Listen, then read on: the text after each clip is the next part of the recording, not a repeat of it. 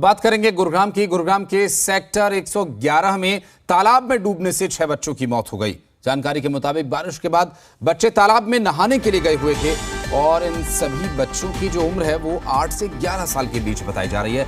हादसे के बाद शंकर विहार इलाके में मातम पसरा हुआ है। बीते 2 दिन से बारिश होने की वजह से जगह जगह जलभराव हो गया। गुरुग्राम के सेक्टर 111 में भी पानी भर गया था, बरसाती तालाब बन गया था। दोपहर के वक्त बच्चे बरसाती तालाब में नहाने के लिए गए हुए थे, तभी एक बच्चे ने तालाब में बच्चों के डूबने की खबर दी। आपको बता दें कि इस हादसे के बाद NDRF, SDRF, civil defence, Gurugram police सभी टीम्स ने तकरीबन 4 घंटे तक रेस्क्यू ऑपरेशन चलाया और हादसे के बाद परिजनों का रो रो कर बुरा हाल है। जिन बच्चों की मौत हुई उनमें देवा, पीयूष, अजीत, दुर्गेश, राहुल और वरुण शामिल हैं। वहीं सरकार ने मृतकों के परिजनों को 2 लाख रुपए मुआवजे की घोषणा की है। हादसे पर मुख्यमंत्री मनोहर लाल ने दुख जाहिर किया और पीड़ित परिजनों के साथ संवेदना प्रकट की।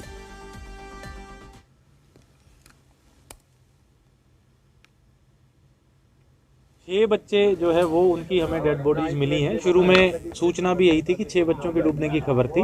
वो सारे के सारे 6 बच्चों की जो शव है वो मिल चुके हैं।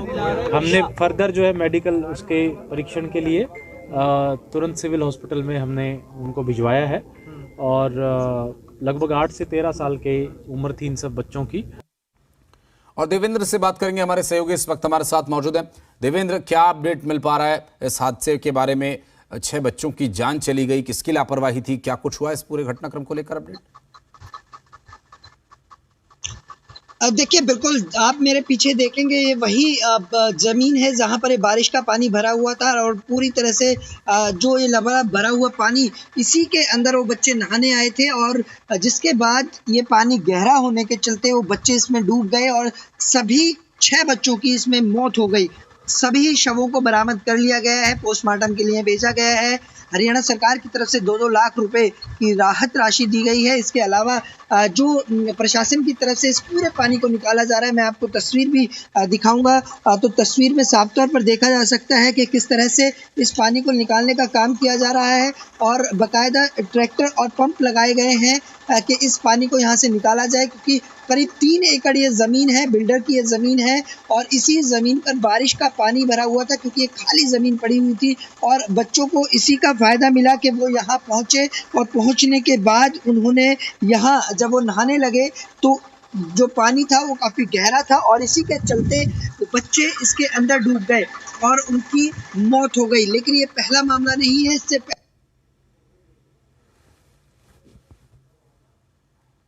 एक हादसे और भी हुए थे जिसमें 2 बच्चों की मौत हो गई थी। तो लगातार बढ़ते हुए इस तरह के मामलों के बीच प्रशासन की तरफ से टीमें तो गठित की गई हैं, लेकिन किसी तरह के कोई कड़े कदम नहीं उठाए गए और यही कारण है कि इस हादसे में 6 बच्चों की जान चली गई। हालांकि प्रशासन की तरफ से दावा किया जा रहा है कि जो टीम गठित की गई है वो इस पूरे मामले की जांच करेगी और जो भी दोषी होगा उसके खिलाफ कानूनी कार्रवाई की जाएगी। लेकिन जिस तरह से जमीन पूरी खाली पड़ी हुई थी, एक बड़ा गड्ढा था और इसी गड्ढे के अंदर ये पानी भरा हुआ था और बाकायदा यहाँ एक गार्ड भी रहता है, सुरक्षा कर्मी रहता है, लेकिन उसने बच्चों को रोकने की कोशिश नहीं की और यही कारण रहा कि एक छोटी सी लापरवाही के चलते 6 घरों के चिराग बुझ गए। जी।